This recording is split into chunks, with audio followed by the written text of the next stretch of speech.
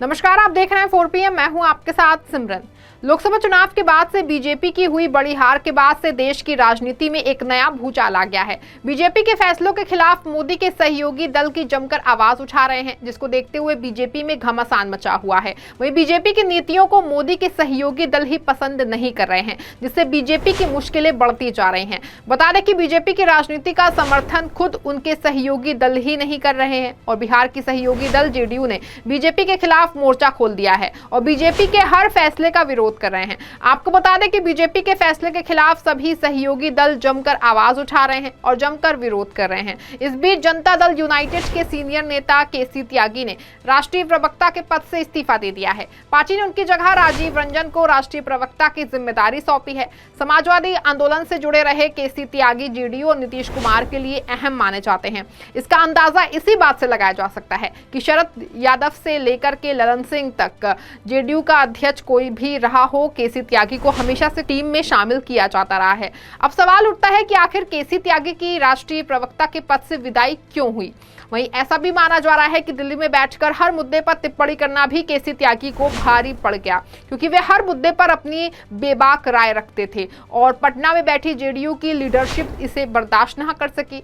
इनके बयानों से ऐसा लग रहा था कि जेडीयू और एनडीए की राय अलग अलग है। जानकारी के मुताबिक बीजेपी ने एनडीए में मतभेदों की खबरों को दबाने के लिए अपने सहयोगी दलों से समन्वय बनाए रखने को कहा था। इसी को लेकर पार्टी के पूर्व राष्ट्रीय अध्यक्ष और केंद्रीय मंत्री ललन सिंह और संजय झा ने उनसे मुलाकात की थी और उनसे राष्ट्रीय प्रवक्ता का पद छोड़ने के लिए कहा था। हालांकि पार्टी की ओर से जो प्रेस रिलीज जारी की गई उसमें कहा गया है कि उन्होंने निजी वजह से जेडीयू के राष्ट्रीय प्रवक्ता के पद से इस्तीफा दिया है।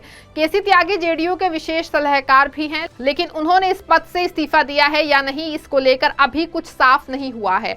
वहीं राजनीतिक जानकारों की माने तो केसी त्यागी ने कई मुद्दों पर पार्टी लाइन से हटकर बयान दिए हैं। इसके लिए उन्होंने पार्टी नेताओं से चर्चा तक नहीं की। विदेश नीति संघ लोक सेवा आयोग में लेटरल एंट्री, SC/ST आरक्षण पर सुप्रीम कोर्ट का फैसला समेत तमाम कई मुद्दे उन्होंने अपने निजी विचार पार्टी के विचारों की तरह बताकर पेश किए, जिससे पार्टी की छवि को नुकसान पहुंचा।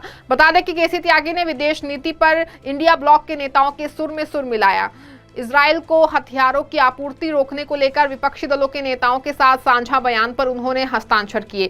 इस बयान में कहा गया कि केंद्र सरकार इजराइल को हथियार और गोला बारूद की आपूर्ति पर रोक लगाए। साझा बयान में कहा गया था कि इजराइल द्वारा जारी ये क्रूर हमला न केवल मानवता का अपमान है, बल्कि अंतर्राष्ट्रीय कानून और न्याय और शांति के सिद्धांतों का भी घोर उल्लंघन है।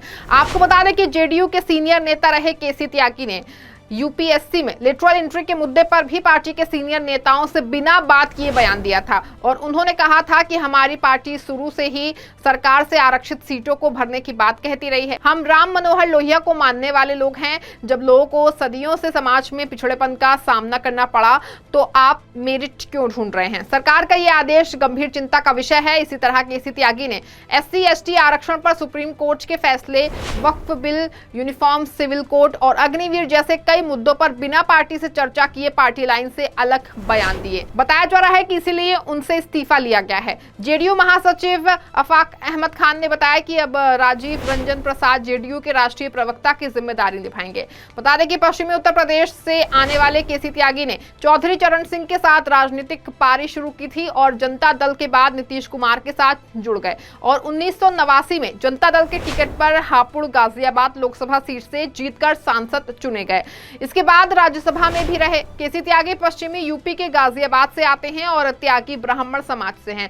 बीते साल मार्च में जेडीयू की नई राष्ट्रीय कार्यकारिणी बनी थी। उसमें पहली बार ऐसा हुआ कि केसी त्यागी को जगह नहीं मिली, लेकिन इसके बाद भी केसी त्यागी नीतीश कुमार से जुड़े रहे, जिसका नतीजा ये निकला कि उन्हें 3 महीने के भीतर ही जेडीयू का राष्ट्रीय प्रवक्ता और विशेष सलाहकार का पद दिया गया, जिसके बाद से केसी त्यागी बीजेपी विरोधी नीतियों का जमकर विरोध करते रहे, जनता की आवाज उठाते रहे, जो शायद बीजेपी के लिए रोज नए संकट पैदा कर रहा था। बता दें कि जदयू के राष्ट्रीय प्रवक्ता केसी त्यागी के इस्तीफे देने के बाद से उनके अगले कदम को लेकर अफवाहों का बाजार गर्म हो गया है, लेकिन केसी त्यागी ने दावा करते हुए कहा कि वे नीतीश कुमार और जनता दल यूनाइटेड का साथ कभी नहीं छोड़ेंगे। वे पार्टी में बने रहेंगे और पार्टी के मुख्य प्रवक्ता की तरह नहीं, लेकिन एक कार्यकर्ता के तौर पर अपनी बात मजबूती से रखते रहेंगे। उनके पास अभी पार्टी के सलाहकार का पद है और वे इस पद का काम करते रहेंगे। दरअसल केसी त्यागी समाजवादी विचारधारा के राजनीतिज्ञ रहे हैं। उनकी पूरी राजनीति समाजवादी विचारधारा से प्रेरित नेताओं और राजनीतिक दलों के आसपास रही है। ऐसे में भविष्य में भी इस बात की संभावना बहुत कम है कि वे जदयू छोड़कर भाजपा या किसी दक्षिणपंथी विचारधारा के राजनीतिक दल के साथ चले जाएं। उनकी राजनीति इसी विचारधारा के राजनीतिक दलों के आसपास रहने की संभावना है। ऐसे में कभी जदयू से मतभेद हुए भी तो वे राष्ट्रीय जनता दल या समाजवादी पार्टी जैसे दलों में अपनी भूमिका तलाश करते हैं।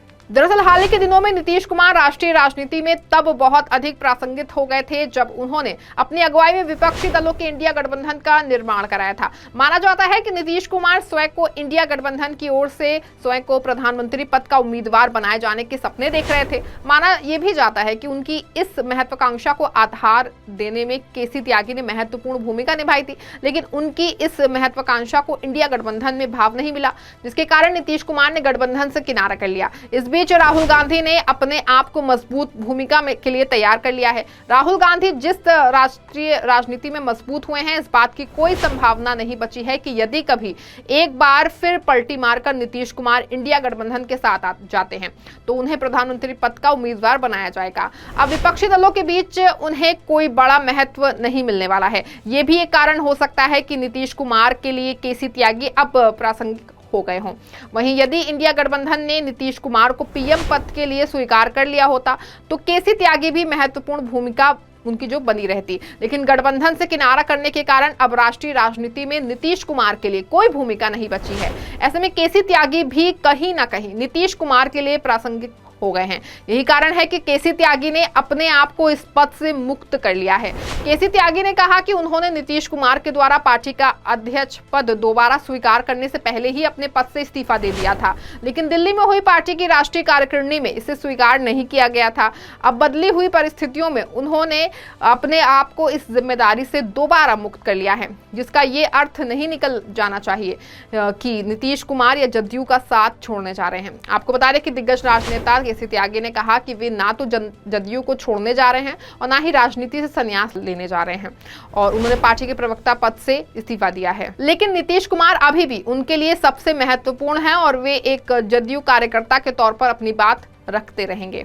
आपको बता दें केसी त्यागी ने कहा कि मैंने कभी भी किसी पद की लालच से राजनीति नहीं की। वे लंबे समय से राजनीति में हैं और 1984 से ही प्रवक्ता के तौर पर काम करते आए हैं। वे वीपी सिंह, चौधरी चरण सिंह, जॉर्ज फर्नांडिस जैसे लोगों के साथ काम कर चुके हैं और उनके रहते हुए महासचिव जैसे सम्मानजनक पद का काम किया है। ऐसे में लंबे समय से वे इस तरह की भूमिका में रहे हैं, इसीलिए अब वे इस पद को रिक्त कर रहे हैं, लेकिन वे एक सलाहकार के तौर पर अभी भी पार्टी के लिए काम करते रहेंगे। वहीं अब देखना होगा कि आने वाले समय में केसी त्यागी अपने बयानों पर अडिग रहते हैं या फिर किसी पार्टी को ज्वाइन करते हैं। ये तो आने वाले वक्त में पता चलेगा। इस खबर में फिलहाल बस इतना ही। इसी तमाम राजनीतिक खबरों के लिए बने रहें और जुड़े रहें 4 PM के साथ। धन्यवाद।